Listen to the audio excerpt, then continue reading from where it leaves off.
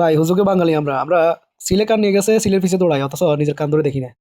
আসল ঘটনা জানার আগেই আমরা বহুত ছোটাতে থাকি, আর এভাবে চলতে থাকলে পানি গুলাটে করে সে সৈরাচার আবার ফিরে আসে। সৈরাচারের পক্ষ হয়ে শুধু একটা দায় দিয়ে দিলে হয় না, আসল ঘটনা জানা লাগে।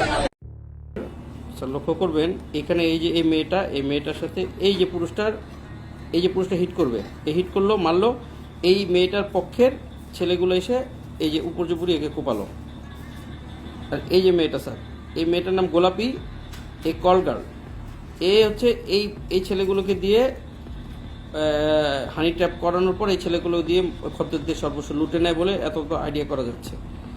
এখন এই অবস্থায় সেই সাংবাদিক এই রাস্তার কোনো একটা জায়গা থেকে তাদের ভিডিওটা তুলে, তখন এরা ওনাকে ভিডিওটা ডিলিট বা না করার অনুরোধ করলে ও যখন শুনে না, এই যে এরকম মনে হয় ভিডিওর জন্য যখন শুনবে না, তখনই এইগুলো যে উত্তেজিত হয়ে ওই লোকটাকে, যে সাংবাদিক, তাকে কোপায়। এখানে চাঁদাবাজির কোনো প্রশ্নই আসেনি। এখানে স্যার মেয়ে ঘটিত একটা ইস্যুকে কেন্দ্র করে প্রথমে একটি লোককে কোপায়, সেই লোককে কোপানোর পরে ওই সাংবাদিক ছবি তুলতে গেলে সেই সাংবাদিককে উপর্যুপরি কুপিয়ে হত্যা করে। এইক্ষণ পর্যন্ত এই বিষয়, এখানে চাঁদাবাজির কোনো ইস্যু ছিল না স্যার।